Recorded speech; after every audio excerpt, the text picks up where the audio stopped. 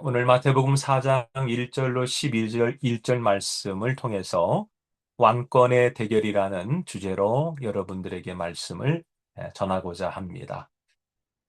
이런 극한의 날씨를 통해서 여러 가지 어려움들을 우리 겪고 있지만 또 이런 가운데 우리가 하나님 앞에 또 기도할 수 있는 또 기회가 되고 또 하나님을 더 사모하는 그런 기회가 되고 있습니다. 이런 환경의 도전들이 오히려 하나님을 향하는 열망들을 더 세우게 만드는 계기가 되어서 저와 여러분들 모두가 예배의 소중함을 알고 또 그럼에도 불구하고 우리가 하나님을 향하여 나가고자 하는 그 열망들이 강하게 세워지고 또 우리의 자녀들 다음 세대들도 오늘 그러한 믿음들을 보고 배울 수 있는 그런 좋은 계기가 되기를 주의 이름으로 축원해 드립니다. 우리 하나님께서는 사랑과 긍휼의 하나님이시지요. 우리는 본래 멸망받아 마땅한 진노의 그릇이었으나 하나님께서는 우리를 즉시 심판하지 않으시고 오래 참으셨습니다. 그 이유는 우리가 멸망당하는 모습을 통해 심판의 본보기를 삼으려는 것이 아니라 회개하고 돌아와 하나님의 영광이 얼마나 크고 풍성한지를 알게 하시기 위함이었습니다. 사도 바울은 이것을 이렇게 설명합니다. 하나님께서는 우리를 국률의 그릇으로 준비하셔서 그 크신 은혜와 사랑을 삶 속에서 실제로 경험하게 하셨습니다. 로마서 9장 22절과 23절을 통하여서 우리에게 설명하고 있는 겁니다. 다시 말해 우리의 인생은 심판의 증거가 아니라 하나님의 긍휼과 영광을 드러내는 통로로 부르심을 받았다는 것입니다. 성경은 분명히 말씀합니다. 로마서 3장 23절 모든 사람이 죄를 범하였음에 하나님의 영광에 이르지 못하더니 우리는 죄로 인하여 하나님의 영광에 이를 수 없는 존재로 전락해 버렸습니다. 하나님의 임재 앞에 설 수 없고 그 영광을 감당할 수 없는 상태가 된 것입니다. 그러나 예수 그리스도로 말미암아 놀라운 회복이 시작이 되었습니다. 우리는 다시 하나님의 영광을 바라볼 수 있는 존재가 되었고요. 그 영광을 닮아가는 삶으로 부르심을 받은 것입니다. 사도 바울은 이렇게 고백합니다. 우리가 다 수건을 벗은 얼굴로 거울을 보는 것 같이 우리 영광을 보매 그와 같은 형상으로 변화되어 영광에서 영광에 이르니 이는 주의 영으로 말미암음이니라. 이제 성도의 삶은 더 이상 정체된 삶이 아닙니다. 우리는 예수 그리스도로 말미암아 영광에서 영광으로 나아가는 삶으로 회복된 것입니다. 이제 우리는 하나님의 마음과 사랑을 점점 더 깊이 알아가게 되고 하나님의 뜻을 더욱 분명히 깨닫는 내적인 변화의 여정을 살아가게 됩니다. 성령의 역사 가운데 우리는 하나님의 성품을 닮아가며 마침내 하나님의 영광을 드러내는 존재로 자라가게 되는 것입니다. 하나님께서는 이 변화의 여정을 위해 고난을 허락하십니다. 고난은 우리를 넘어뜨리기 위한 것이 아니라 죄의 유혹을 이기게 하시기 위한 하나님의 훈련입니다. 하나님의 영광에 이르는 자는 반드시 죄를 이겨내야 합니다. 고난과 고통의 한가운데서도 하나님을 예배하고 하나님을 찬양하며 어떤 상황 속에서도 하나님께 영광을 돌리는 자로 서야 하는 것입니다. 그러므로 우리는 현재의 고난과 역경 앞에서 자초되어져서는 안 될 것입니다. 고난 너머에 예비된 영광과 축복을 바라보며 남은 자의 신앙을 끝까지 지켜가야 합니다. 불순물이 제거된 정금 같은 믿음의 인생으로 세워져야 될 줄로 믿습니다. 이제 우리는 마태복음 왕으로 오신 예수 그리스도를 통하여 하나님의 나라가 이 땅에 어떻게 세워졌는지를 분명하게 보아야 합니다. 그리고 단지 바라보는 데서 멈추지 말고 그 길을 따라 걸으며 킹덤 빌더의 사명을 완수해야 할 것입니다. 마태복음 3장에서 예수님께서는 침례를 받으시며 하늘로부터 분명한 선언을 받으셨습니다. 우리 지난 한 주간 동안에 우리가 하가다 읊조렸죠. 이는 내 사랑하는 아들이요 내 기뻐하는 자라. 이 말씀은 단지 축복의 선언으로 끝나지 않았습니다.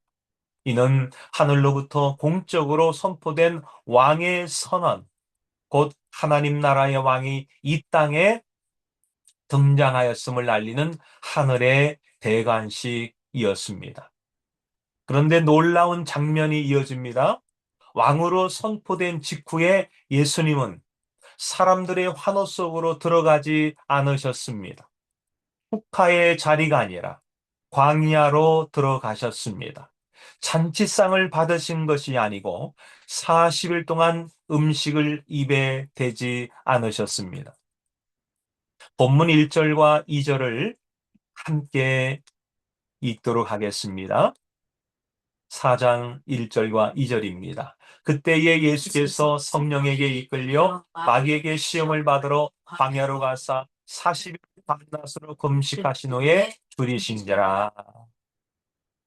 성령께서 예수님을 이끄시사 광야로 가셨는데 그 이유가 무엇이라겠습니까? 마귀에게 시험을 받기 위해서입니다. 그렇다면 왜 왕 대신 예수님께서 곧바로 광야로 가셔서 마귀에게 시험을 받으셔야 했을까요? 함께 생각해 보기를 원합니다. 예수님께서 마귀에게 시험을 받으신 장면은 단순한 유혹의 이야기가 아닙니다. 이 장면은 두 왕국의 충돌, 두 통치권의 정면 대결의 현장입니다. 곧 하나님의 나라와 사탄의 나라 사이에 벌어지는 왕권의 대결인 것이죠. 세상의 임금이라 부리는 사탄이 예수님이 누구신지를 몰라서 시험한 게 아니지요. 그는 왕으로 오신 예수님을 누구보다도 잘 알고 있었기 때문에 오늘 시험을 하고 있는 것입니다. 그래서 그의 유혹은 예수님의 정체성을 부정하려는 시도가 아니고 예수님이 어떤 방식의 왕이 될 것인가를 흔들려는 도전이었던 것입니다. 사탄은 예수님이 십자가 없는 왕이 되기를 원하였습니다. 고난 없이 영광을 얻고 순종 없이 권세를 취하며 아버지의 뜻이 아닌 세상의 방식으로 다스리는 왕이 되기를 유혹했던 것입니다. 그래서 세 가지 시험의 핵심은 결국 하나로 모아지는데 그것은 바로 십자가입니다. 십자가 없이 왕이 되겠느냐? 고난 없이 영광을 취하겠느냐? 아버지의 뜻을 버리고 세상의 방식으로 통치하겠느냐? 이게 바로 세 가지 시험이었던 것입니다. 사탄은 예수님께 십자가 없는 세상의 왕이 될 것을 제안하였습니다. 그러나 예수님은 이 모든 유혹을 말씀으로 단호하게 거절하셨습니다. 예수님은 십자가를 통하여 하나님의 나라의 왕이 되기는 것을 선택하신 것입니다. 편한 길이 아니라 순종의 길을, 십자가 없는 영광이 아니라 고난을 통한 영광을 택하신 겁니다. 사랑하는 성도 여러분들, 하나님의 나라는 언제나 십자가 위에 세워집니다. 십자가 없는 영광은 없습니다. 순종 없는 왕권도 존재하지 않습니다. 하나님의 나라는 편리함이나 타협 위에 세워지지 않습니다. 오직 자기를 부인하고 순종하는 길 위에 세워집니다. 오늘 이 말씀은 우리로 하여금 한 가지 질문 앞에 서게 만듭니다. 나는 어떤 길을 선택하며 살아가고 있는가? 편리한 길인가? 아니면 순종의 길인가? 타협의 길인가 아니면 십자가의 길인가? 세상의 방식인가 아니면 하나님의 방식인가? 예수께서 받으신 시험들은 오늘을 살아가는 우리 모두가 매일 마주하는 시험들입니다. 오늘 우리는 말씀을 통해 예수님께서 그 시험의 자리에서 어떻게 승리하셨는지, 어떻게 십자가 없는 왕권을 거절하시고 아버지의 뜻에 온전히 순종하는 하나님의 나라의 왕으로 서셨는지를 함께 살펴보려고 합니다. 오늘 말씀을 통해 왕이신 예수 그리스도를 따르는 제자의 길이 무엇인지를 분명히 깨닫기를 축복합니다. 우리 역시 날마다 자기 십자가를 지고 주님을 따르는 삶으로 부르심에 응답하는 복된 성도님들 다 되시기를 주 이름으로 축원합니다. 첫 번째 시험은 돌을 떡으로 만들라라는 시험입니다. 이것은 생존을 앞세운 왕권을 가지라는 유혹입니다. 우리 3절 말씀을 함께 읽겠습니다. 시험하는 자가 예수께 나와서 이르되 내가 만일 하나님의 아들이거든 명하여 이 돌들로 떡덩이가 되게 하라. 이 첫 번째 시험은 매우 현실적이고 직접적이었습니다. 예수님께서는 40일을 금식하신 상태였습니다. 이미 육신의 한계를 넘어선 상태, 생존 자체가 위협받는 상황이었습니다. 이런 상황에서 배고픔을 해결하라는 사탄의 제안은 어찌 보면 너무나 당연하고 합리적으로 들리는 유혹입니다. 그래서 이 시험은 쉽게 받아들일 수 있고 방심하면 어이없이 넘어질 수 있는 가장 강력한 유혹이 되는 것입니다. 사탄은 지금 육신의 피로, 곧 배고픔에 호소하고 있습니다. 그러나 이 시험의 본질은 단순히 배고픔의 문제가 아닙니다. 이 시험의 핵심은 왕권의 방향을 묻는 질문이었던 것입니다. 사탄이 던진 질문의 핵심은 이런 것입니다. 하나님의 뜻보다 내 필요가 먼저 아닌가? 아버지의 말씀보다 내 현실이 중요하지 않는가? 십자가를 지기 전에 먼저 내 문제부터 해결하는 왕이 되어야 되지 않겠는가? 사실 배고픔을 느끼는 것은 육신의 본능이지 죄가 아닙니다. 생존에 대한 욕구도 하나님께서 주신 자연스러운 필요입니다. 그러나 문제가 되는 것은 육신의 욕구가 우리를 지배할 때입니다. 그 욕구를 다스리지 못하면 우리는 하나님 보시기에 합당한 삶을 살 수 없는 것이죠. 우리는 육체의 질서를 따라 사는 자가 아닙니다. 우리는 영의 질서를 따라 사는 자들입니다. 왜일까요? 우리는 더 이상 육체에 속한 자가 아니고 영에 속한 자, 하나님 나라에 속한 하나님의 백성이 되었기 때문입니다. 그러므로 물질의 필요와 경제적 현실이 영의 필요와 하나님 뜻보다 앞설 수는 없는 것입니다. 그렇다면 이 시험 앞에서 예수님은 어떻게 반응하셨을까요? 4절을 함께 읽겠습니다. 예수께서 대답하여 이르시되 기록되었으되 사람이 떡으로만 살 것이 아니요 하나님의 입으로부터 나오는 모든 말씀으로 살 것이라 하였느니라. 예수님은 분명히 말씀하십니다. 사람은 떡으로만 사는 존재가 아니라 하나님의 말씀으로 사는 존재라는 것입니다. 육신의 생명을 유지하는 떡도 중요하지만 그보다 더 중요한 것은 하나님의 말씀을 마음에 두고 살아가는 삶입니다. 예수님은 신명기 8장 3절 말씀으로 이 시험을 물리치셨습니다. 예수님께서는 돌을 떡으로 만드실 능력을 충분히 가지고 계셨습니다. 그러나 그 능력을 사용하지 않으셨습니다. 능력이 없어서가 아니라 왕의 길을 잘못 시작하지 않기 위해 그것을 선택하지 않았던 것이죠. 사랑하는 성도 여러분들, 우리 역시 매일 이 첫 번째 시험 앞에 서 있습니다. 지금은 형편이 어려우니까 말씀대로 사는 것은 잠시 미뤄두자. 지금은 먹고 사는 게 우선이니 신앙은 나중에 하자. 조금만 타협해도 괜찮지 않겠는가? 나중에 더 열심히 하면 되지 않겠는가? 그러나 하나님의 나라는 육신의 필요를 앞세울 때 세워지지 않습니다.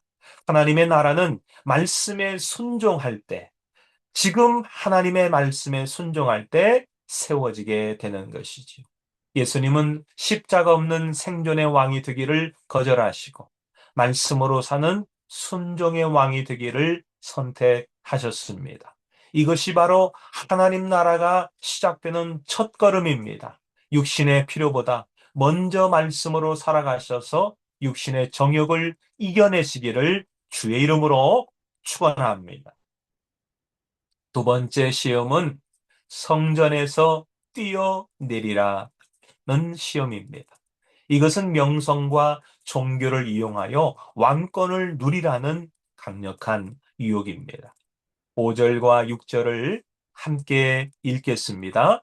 이에 마귀가 예수를 거룩한 성으로 데려다가 성전 꼭대기에 세우고 이르되 내가 만일 하나님의 아들이거든 뛰어내리라 기록되었으되 그가 너를 위하여 그의 사자들을 명하시리니 그들이 손으로 너를 받들어 발이 돌에 부딪히지 않게 하리로다 하였느니라. 아멘. 사탄은 두 번째 시험을 위해 예수님을 거룩한 성에 있는 성전 꼭대기로 데려갑니다. 많은 사람들이 우러러보고 주목하는 장소에서 예수님께서 기적을 통해 하나님의 아들임을 증명시켜 보라고 요구하고 있는 것이죠. 이번 시험에서 사탄은 교활하게 성경 말씀을 인용합니다. 시편 91편 11절과 12절의 말씀을 끌어와 예수님을 시험하고 있는 것입니다.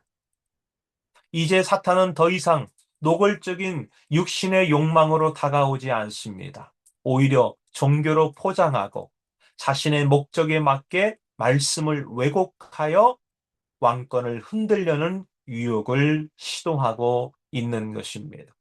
사탄의 제안은 이렇습니다. 내가 하나님의 아들이라면 성전에서 뛰어내려 사람들 앞에 능력을 증명해 보아라. 말씀대로라면 하나님께서 반드시 너를 보호하지 않겠는가? 고난과 순종의 길을 가지 말고 한 번의 놀라운 퍼포먼스로 사람들의 신뢰와 환호를 얻어라. 이 시험은 겉으로 보면 믿음의 조언처럼 들립니다. 말씀을 인용하고 성전을 배경으로 하며 하나님의 보호를 말씀하고 있기 때문이지. 그러나 그 중심에는 하나님을 신뢰하는 믿음이 아니라 하나님을 시험하려는 교만이 숨어 있었습니다. 말씀을 붙드는 것처럼 보였지만 실상은 말씀을 자기 목적을 이루기 위한 도구로 사용하고 있는 것이었던 겁니다. 이 시험의 본질은 세상적 명성의 왕권입니다. 사탄은 예수님께 십자가를 통해 순종의 왕이 아니라 기적과 퍼포먼스를 통해 세상에 인정받는 왕이 되라고 유혹하고 있는 것이죠. 종교적 권위를 이용해 빠르게 지지를 얻는 왕이 되라고 유혹하고 있는 것입니다.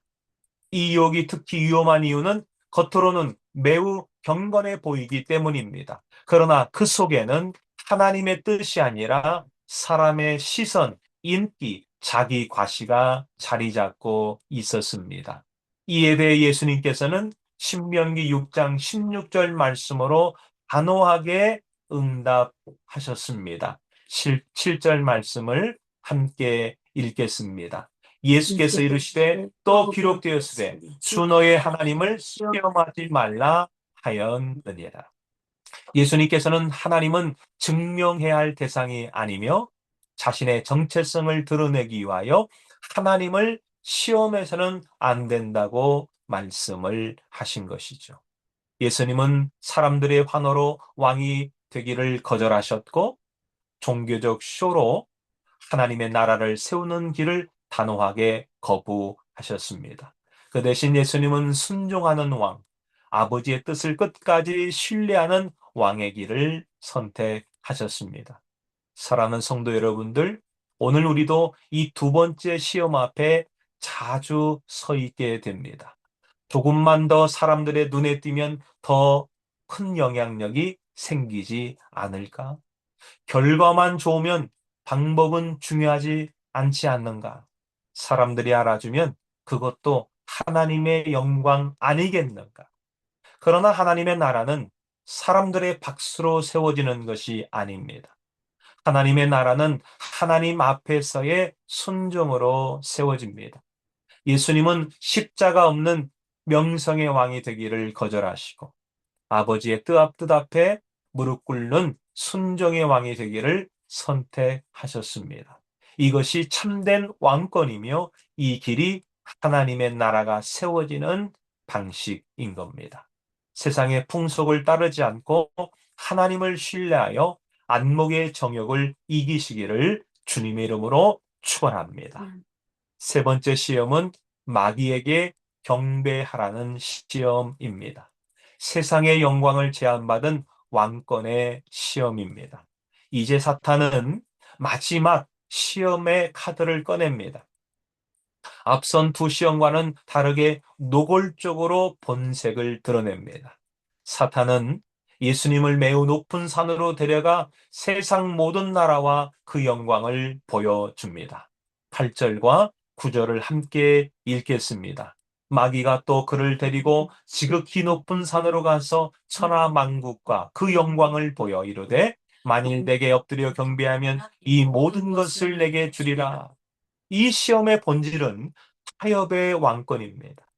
사탄의 제안은 단순합니다. 십자가까지 갈 필요가 있느냐? 고난의 길을 가지 않아도 된다. 잠깐만 나에게 무릎을 꿇으면 이 세상의 통치권을 한 번에 얻을 수 있다. 사탄은 예수님께 과장 없는 왕권, 순종 없는 통치, 경배의 대상이 바뀐 왕국을 제안합니다. 이 유혹이 왜 그렇게 강력할까요? 결과는 같이 보이기 때문입니다. 같아 보이기 때문에 그렇습니다. 어차피 예수님은 왕이 되실 분인데 굳이 십자가라는 고통의 길을 갈 필요가 있겠냐는 것이지요.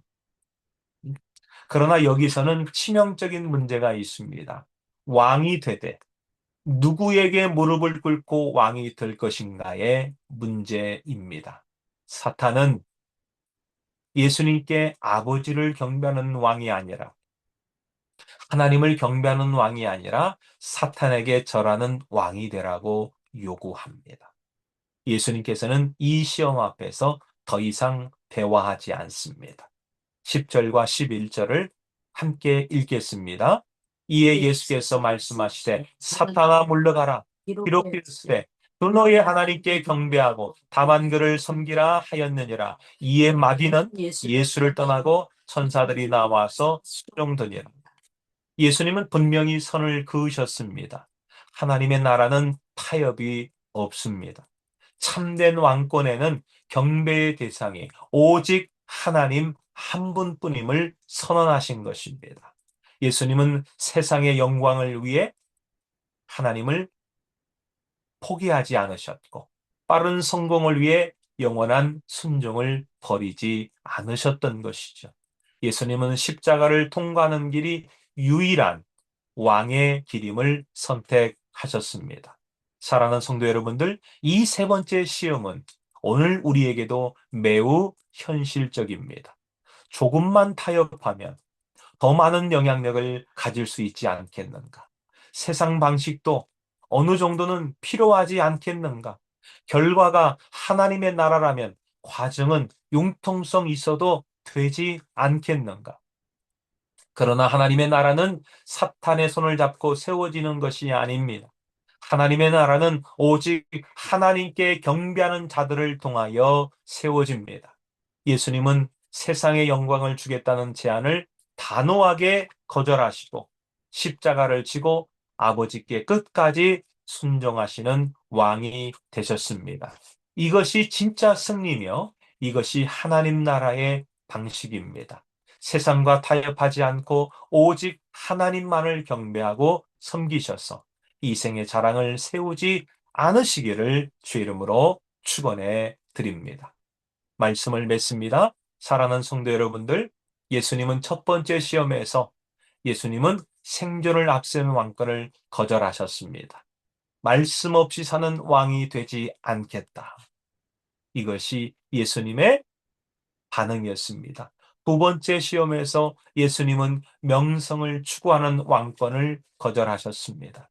사람의 박수로 왕이 되지 않겠다는 결정이었습니다. 세 번째 시험에서 예수님은 타협의 왕권을 거절하셨습니다. 사탄에게 무릎 꿇고 통치하지 않겠다.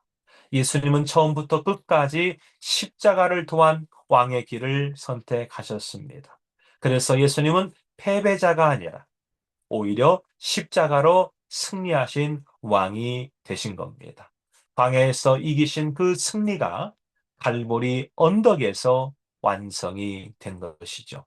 사랑하는 성도 여러분들, 오늘 이 말씀 앞에서 우리도 선택하셔야 됩니다. 육신의 필요가 먼저입니까? 아니면 말씀의 순종이 먼저입니까?